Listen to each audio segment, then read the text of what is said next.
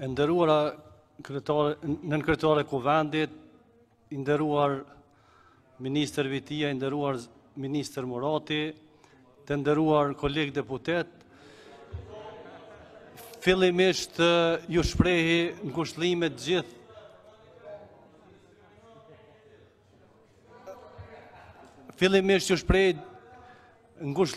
gjithë familjarëve që i kanë humbur viktimat në këtë pandemi dhe të prekurve me Covid ju uroj shërim të shpejt dhe të kalojnë sa ma lehtë.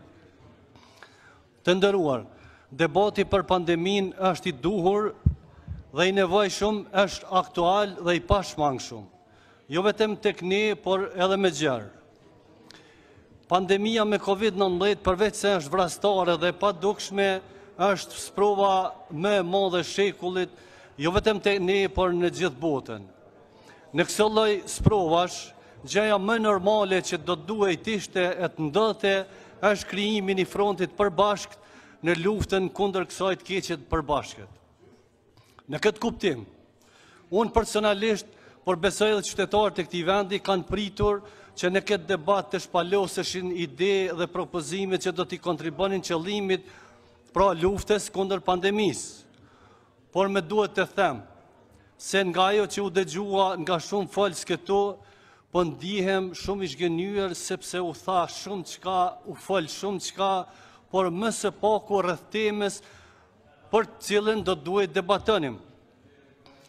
Për pandeminë dhe pasojat e saj po diskutohet e debatohet sikur kjo e keqen e madhe na erdhi tani dhe jo para një viti e më shumë.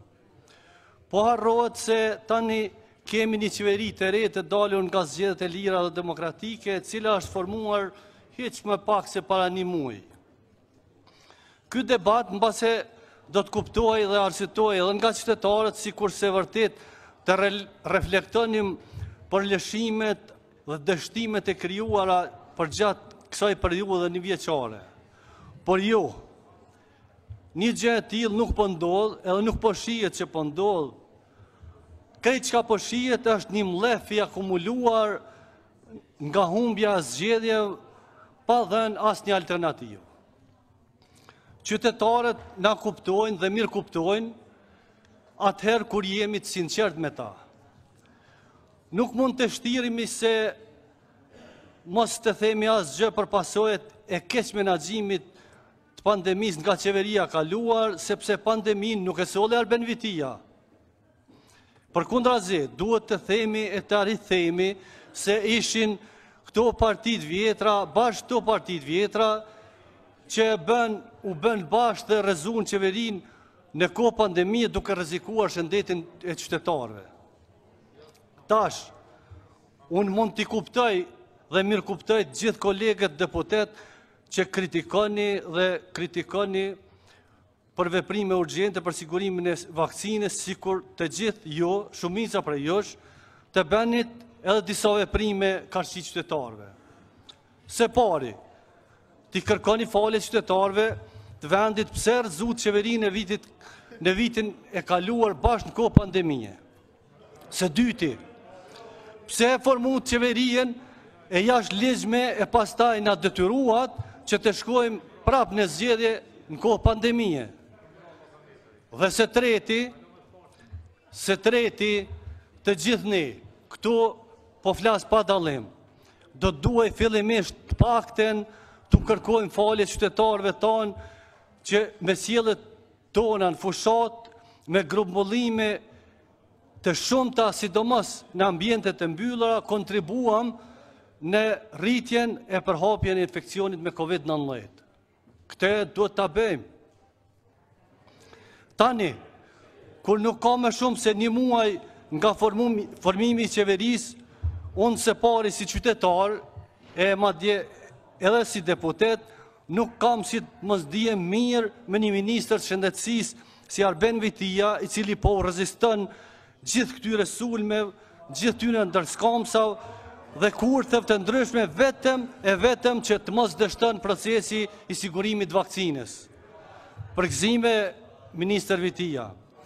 Ministri Vitia po të regon pjekuri politike, profesionale dhe institucionale duke marrë masa konkrete të sinkronizuara dhe domosdoshme me qëllim të menaxhimit sa më të mirë të situatës me pandemin.